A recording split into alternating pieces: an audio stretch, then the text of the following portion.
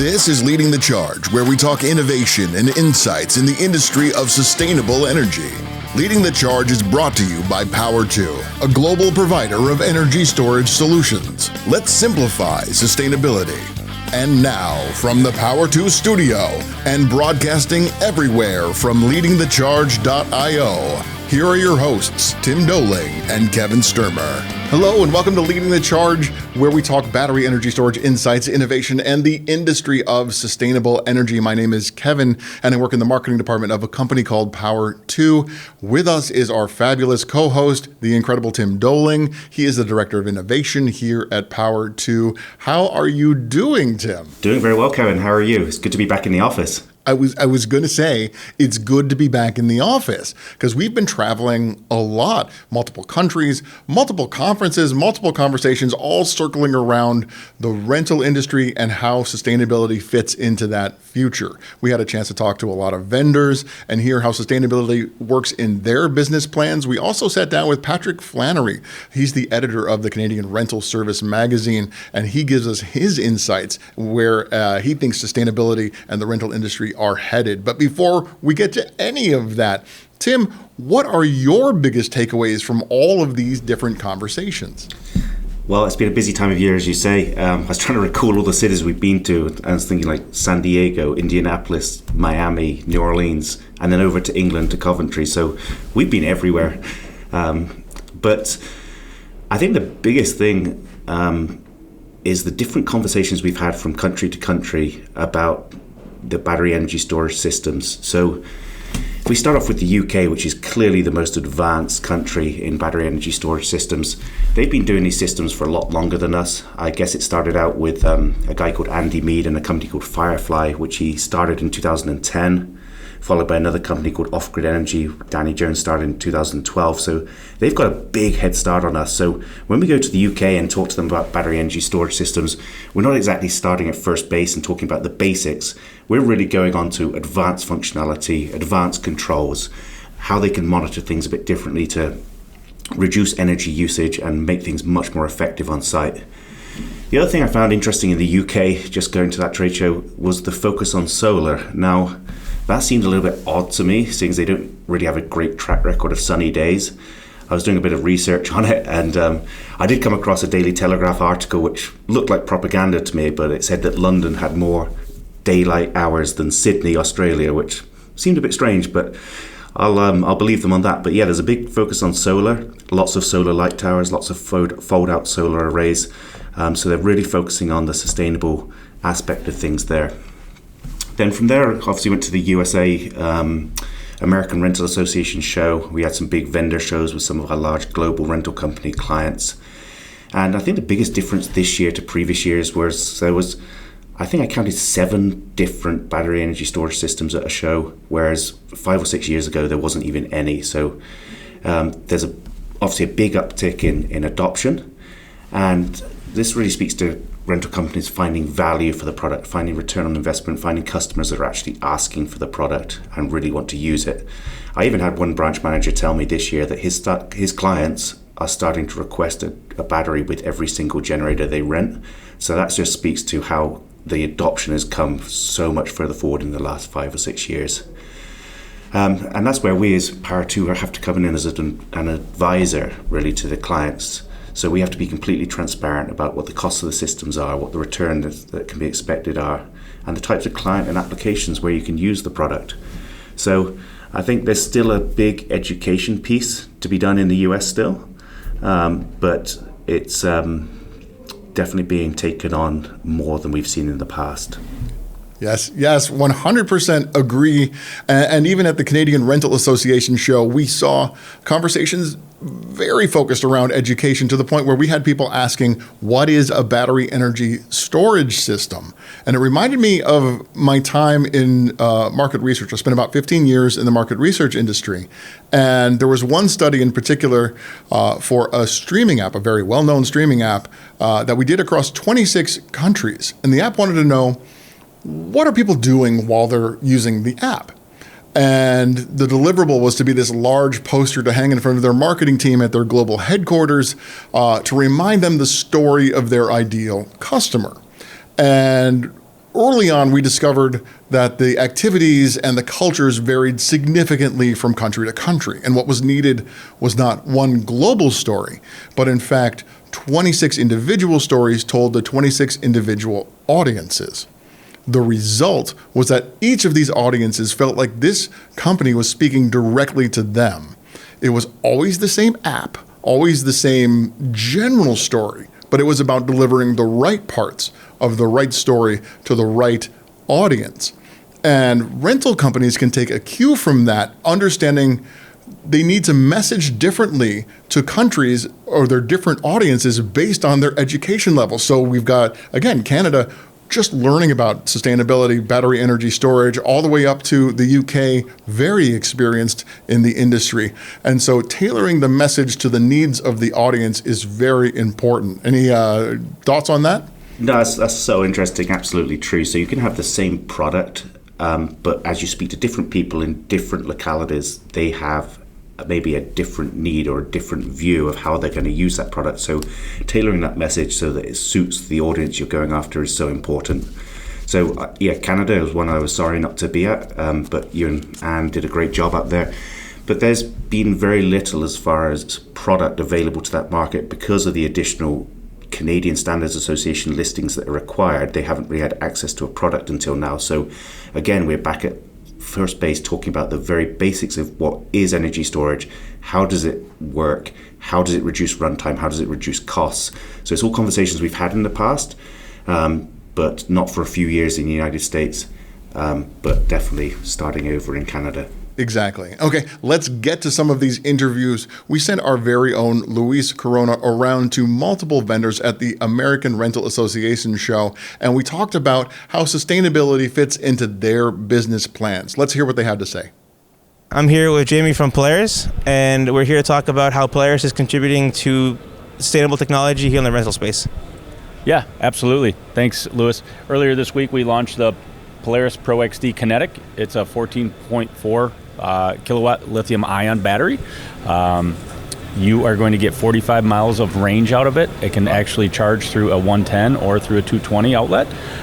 We're really excited about the product. It's brand new for us here, and we start production later on this year. I'm here with Brad from Morbark. We have a hybrid machine that actually has some supercapacitors that allow us to put less power into the machine as a whole, store it when it's available, because there are lots of intermittent periods where we're not actually using any power, and then bring it forth when we need to in those high power cycle times, right? And so really they charge those supercapacitors, they discharge very quickly when they're needed, and overall allows us to have a better environmental footprint for the machine. I'm with Josh from Genie, and we're talking about some of the sustainable technology that his company is contributing to their rental space. So for customers that have our machines out on site, they can expect to get up to 8 days of operating runtime on one tank of fuel.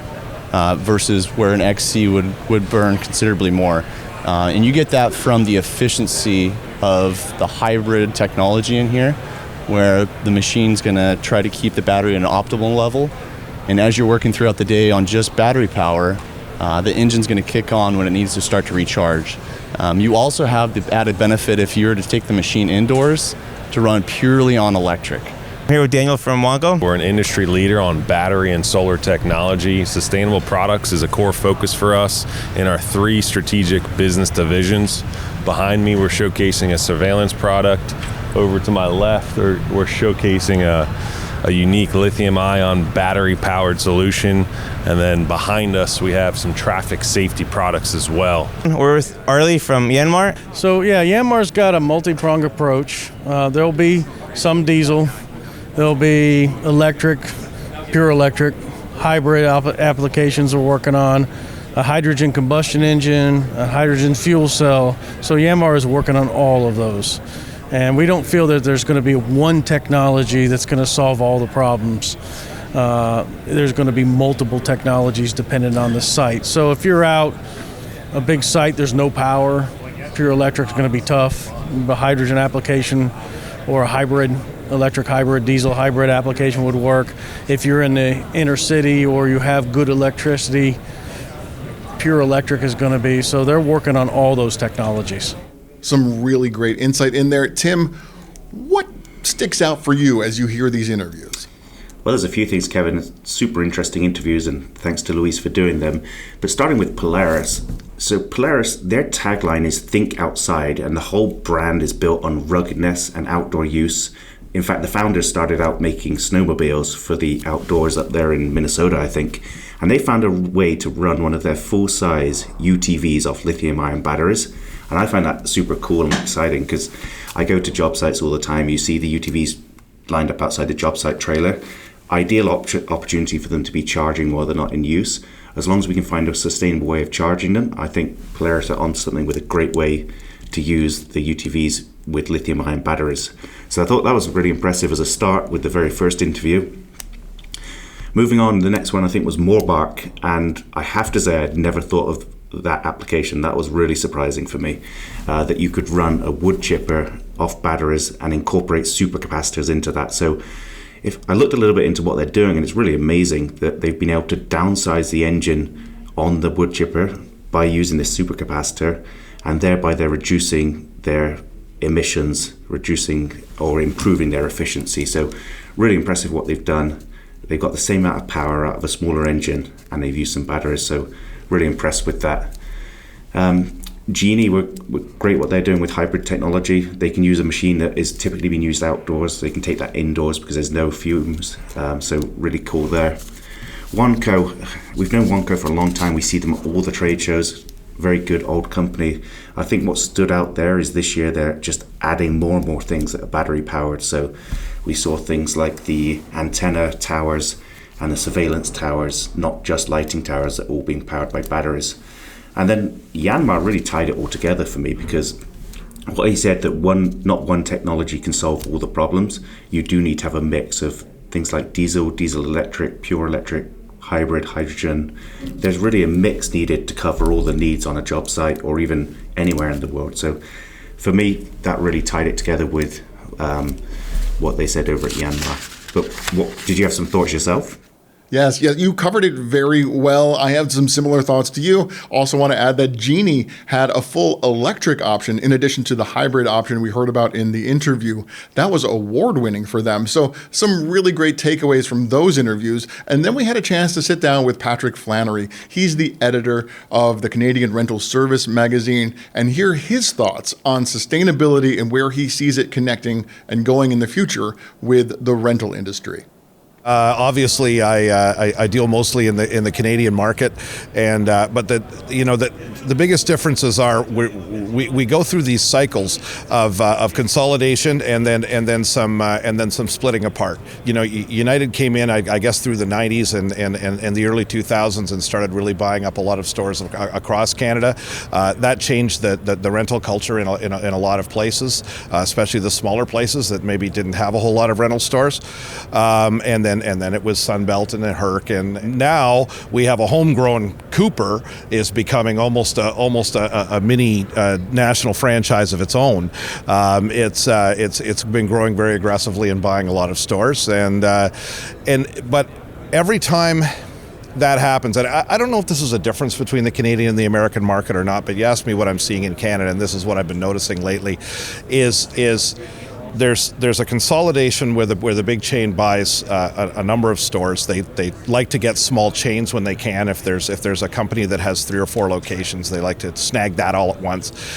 And then you see the little green shoots of the new guys all pop in. They just pop up in the disturbed ground, and they start little stores again, just like the whole thing started originally. And I've noticed, especially around the GTA, the Greater Toronto area, a lot of smaller shops, often just specializing in 1 or 2 things, maybe landscaping equipment, maybe lifts, and they just do those few things. Their capital buy is not very big to get going, and they pop up there, and they actually work with the large chain very often. I mean, this is common in the rental industry, right? And they do their re-rent, and so they sort of help each other out, but they just fill that gap where maybe somebody isn't it doesn't want to work with the chain, can't work with the chain, can't find what they want at the chain, can't get the response time or something like that out of them, and they just fill in these gaps, and they do quite well, and they tend to grow, and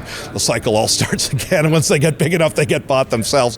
But as far as a trend that I'm seeing in Canada is maybe we're seeing the return of the independent rental store a little bit in some of the larger areas, and I think there's opportunity there still. And that was great to hear from Patrick on the Canadian rental market, where he thinks things are going, and maybe representative of a mix of things right now, but where he thinks it's headed with those independent stores popping up, but still some consolidation. Tim, what are you seeing, or what's your take on where the rental industry is headed in terms of that business level of consolidation versus independent companies popping up? Well, we definitely could see continued consolidation in the US market. The majors are continuing to buy up companies, and I believe there's a few more to be announced shortly. So that's continuing to happen. As far as a wholesale return to the independent, we do see some of it springing up for sure. From my conversations at the trade show, I did hear a number of instances, and it seemed to fall into, for me, three categories, I would say. Firstly, there's a person that sold their rental business in the past, their non-compete has ended, or they've got tired of playing golf, as the case may be, and they're looking for something to do, so they're trying to get back into rental in some shape or form. So that's the previous investor or previous owner of a company getting back in. The second I thought was interesting was an employee that worked for an independent that has since been acquired by a large company or PE company, and they just don't like working that large company culture, so they're looking to branch out on their own. And then the third was an established independent rental company that were just looking at a different silo or a specialty sector to get into, and that was interesting to me because often it's in power or HVAC, they're looking to move into these different areas that they maybe haven't done before. So they've been a general rental company or an event rental company, and they're looking to go into a different sector. So it really broke down into those three silos, if you will. Yes, I had very similar conversations both in New Orleans and in Miami. Younger people wanting to start their own rental company, curious about battery energy storage and how it can fit into their business model. Some renting on a broad level, some niching down. I had talked to one couple who wanted to specifically focus on the wedding rental industry and how battery energy storage could be used there. The value is not only no CO2 emissions, but they run completely silent. So if you want to hear the vows, you'll be able to hear them. The conversation with Patrick continued, and we started to talk a little bit about regulations and what he's seeing in Canada. Let's take a listen. It's been interesting to see that even ahead of regulation and being forced to do anything, a lot of the big OEMs have made significant strides and are trying very hard to bring out sustainable solutions. It's only going forward. Any rent, and here's a thing that rental stores have to be mindful of, in my opinion. Very soon, the Canadian government is going to be talking about putting what they call embodied carbon into the actual building codes, okay? So they're going to be asking, like they already ask people to build net zero houses, or they're very close to being. I think by 2030 they want people to build net zero houses, okay? So that's a house that doesn't use any more energy than it produces for itself, basically. That's on the energy side, so that's a house that is saving a lot of energy, right? But there's another element. How much carbon did you emit making the materials that go into that house, transporting the materials there, and then ultimately disposing of them? That's called the embodied carbon of the project, okay? The code authorities in Canada are already talking and sending out the warning signals, as they do for several years before the cycle comes around, that they are going to be asking for at least measurements and possibly restrictions on the amount of embodied carbon that goes into a project. What is a factor in the embodied carbon that goes into a construction project? The power and the carbon emitted by the equipment that is used on that construction site. That is part of the calculation that goes into this, okay? Now, if your power source is coming from hydroelectric or nuclear, as for instance, pretty much all, well, Quebec is almost all hydroelectric, and Ontario is both, and BC is very, very good on hydroelectric. A battery power, when you power a battery off of that power source, doesn't count, right? You haven't emitted any carbon creating that power. Whereas if you burn diesel or gas, it is inevitably counted into the power. So I'm predicting, this is me with my science fiction hat on, but it really is coming.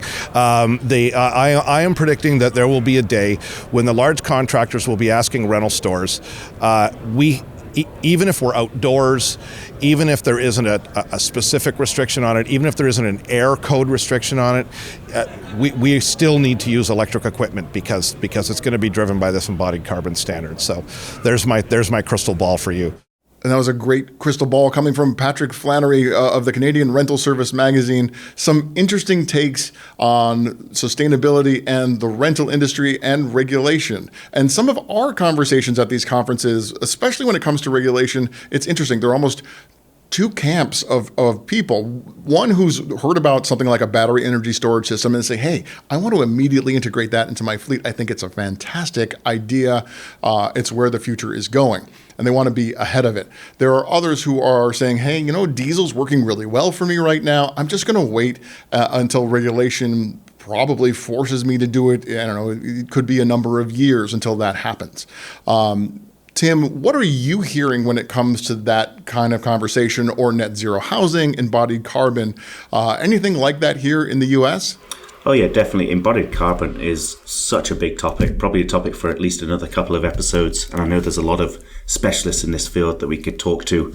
But with embodied carbon, a lot of the large construction companies are talking about it. I think some of the large customers of theirs are talking about it. So that's when we get into really scope 1, 2, and 3 emissions. And that deals with energy that's consumed both directly and indirectly. So if we just put it simply, scope 1 emissions is direct emissions from the company, such as owned assets, vehicles that they drive. Scope 2 emissions is indirect emissions. That has to do with the energy we purchase and we use as we're building something or as we're providing a service for our clients. And scope 3 is everything else. So this is stuff in our supply chain, things that we buy in and use. How have the emissions affected that whole supply chain? So embodied carbon follows that whole scope 1, 2, and 3 emissions. So it's a massive topic, and where it relates to battery energy storage is, as Patrick said, we need to look at the way we charge it. So if you have charging ports that use hydroelectric or nuclear, you can claim that as a net zero energy source. So if you can charge the power bank with that power source, take it to site and use that energy, then you really have seriously zero emission power on site. So it really does relate back to our industry, and it's something that we're going to be talking a lot more about in future. Fantastic. And yes, we'll have future episodes on that. Now, if you want to keep up with all things Leading the Charge, head over to leadingthecharge.io, scroll down to the bottom, and you'll see a place where you can join our mailing list. Enter your email address, and you can keep up with whenever a new episode comes out or some more information as well. We end each episode with questions for Tim. And Tim, you've been in the construction industry for quite a long time. When we're talking about a rental company and they want to integrate battery energy storage into their fleet, what are some of the considerations they might want to keep in mind? Yeah, it's good. We do get that a little bit from customers. And I often say to people, get some applications in mind. So look at where you have your generators already running 24 hours a day. Go and look at those applications, talk to the client and explain what the potential benefits could be and see if they're interested, see if you could actually monetize that. So you have to be thoughtful about it, bearing in mind that if you add an energy storage system to an existing generator rental, you could actually dilute some of your existing revenue streams. So where you have a shift rental rate, you may be cutting from a 3-shift down to a single shift. Where you're selling fuel, you may be reducing how much fuel you're selling. Where you're charging for servicing, you may reduce your service charge because you're not servicing it so often. So you have to be thoughtful about the fact that you could take from those revenue streams, but then you're also offering another asset where you can reclaim that in a profitable way. So it's all about making sure your customer is able and willing to pay for it, and that you have a thoughtful pricing structure. And then I guess the final piece is training. There's a big need for training for not only the service technicians so they know how to set up the unit on site to be successful in its application, but also training your salespeople and incentivizing your salespeople to go out and offer it and talk knowledgeably about it to the customer. Over the years, I think the most damaging thing we found is actually overselling the product and under-delivering with the performance. So you need to know the application is going to work, and you need to be able to sell the features and benefits accurately, without over-embellishing what you're going to provide them. Yes, well, and speaking of selling, and you kind of touched on it a little bit in your previous answer, how can companies identify customers who would benefit from using a battery energy storage system? Well, the key thing is carbon emission reduction goals. So if the project has a stated goal, or the company running the project has a stated goal for carbon emissions reduction, you can often point to that and say this is a benefit to you because it has demonstrable benefits or reduction in carbon emission goals, and that data is actually tracked and reported on and is verifiable. So that's probably the number one thing that you can talk to.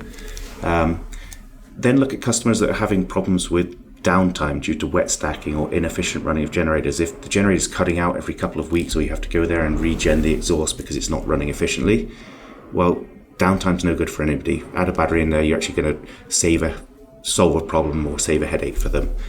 And the third one is very remote sites where fuel is extremely expensive. If there's a way to reduce fuel and you can calculate reduction in fuel, you can actually pencil out there may be some savings if fuel is expensive. Fantastic, Tim. And that's about it for today's episode of Leading the Charge. Whatever platform you're on, head over and hit the like button, the subscribe button, leave a review, do all of those good things. Also, go visit leadingthecharge.io. You'll have show notes there, links to everybody we talk to, and so much more. Our legal team wants me to say that any statements or views expressed by the hosts or guests on Leading the Charge are entirely their own and do not necessarily reflect the opinions or positions of POWR2, their partners, or affiliates. Hey, Tim, thank you. It has been a blast talking with you today. Thanks for having me. Enjoyed it. And finally, we want to thank you. We know your time is valuable, and we appreciate you spending even a little of that with us. So let's simplify sustainability and keep working toward a world powered by sustainable energy. See you next time.